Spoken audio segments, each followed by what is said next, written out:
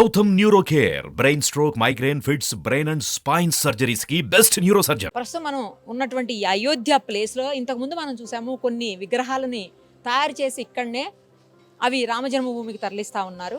అలాగే ఇప్పుడు ఇక్కడ మనం ఉన్నదైతే నేపాల్లోని దేవశాల నుంచి తీసుకొచ్చారంట.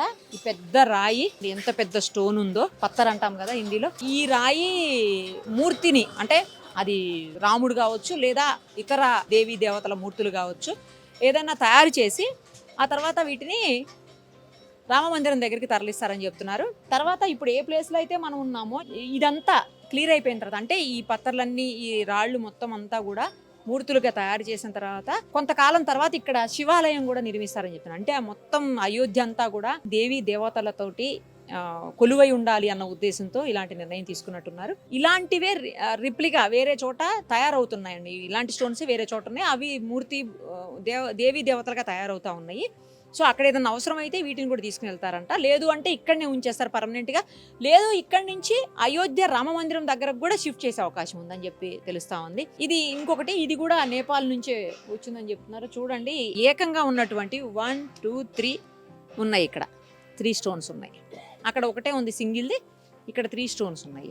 ఇవి వచ్చేసి రాజస్థాన్కి వచ్చాయి. రాజస్థాన్ నుంచి తీసుకొని వచ్చారంట. అక్కడ రాసింది చూడండి, రాజస్థాన్ సే ఆయి 3 శిలాయి. ఈ 3 శిలలు రాళ్ళు కూడా రాజస్థాన్ నుంచి వచ్చినటువంటివి. ఇక్కడ మీకు ఇంకో పెద్దది స్టోన్ కనిపిస్తుంది చూడండి, ఇది వచ్చేసి కర్ణాటక నుంచి వచ్చిందని చెప్పి తెలుస్తా ఉంది. దీంతో పాటు ఇంకొక 2 అవతలు ఉన్నాయి చూడండి, ఇగో ఈ 3 కూడా కర్ణాటక నుంచే వచ్చాయి. ఈ స్టోన్స్ అన్ని కూడా కర్ణాటక నుంచి ఇక్కడ తీసుకొని వచ్చారు. తర్వాత అక్కడేమో ఓంకారేశ్వర సే పూజ్య అవధూత్ నర్మదా నందజీ మహారాజ్ ద్వారా లయా గయా నర్మదేశ్వర్ శివలింగం. అక్కడి నుంచి వచ్చినటువంటి శివలింగం ఇది, నర్మదేశ్వర్ శివలింగం అంటారు. మేబీ ఈ శివలింగాన్నే ఆ తర్వాత అక్కడ టెంపుల్గా తీసుకొని వస్తున్నటువంటి పరిస్థితి ఉన్నట్టుంది. తర్వాత ఇక్కడ వచ్చేసి గణేష్ కుటి, అంటే గణేష్ ఆలయం అనమాట. చిన్నది గణేష్ ఉంది ఇక్కడ.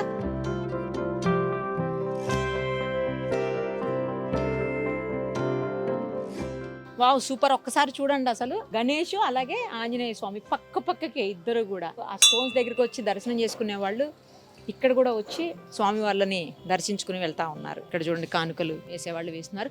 ఏదైనా కూడా చాలా పవిత్రమైనటువంటి రాళ్ళుగా భావిస్తూ అనేక మంది భక్తులు ఈ రాళ్ల దగ్గరకు వచ్చి ఈ స్టోన్స్ను కూడా దర్శించుకొని వాటిని తాకి కళ్ళకద్దుకొని వెళ్తున్నటువంటి సిచ్యుయేషన్ మనం ఇక్కడ చూస్తూ ఉన్నాము. ఇంతంత స్టోన్స్ని శిల్పాలుగా మలచటం అంటే నిజంగా ఎంత గొప్ప విషయమో కదా. శిలలపై శిల్పాలు చెక్కారు అని అంటారు, ఎవరో కవి రాసినట్టు.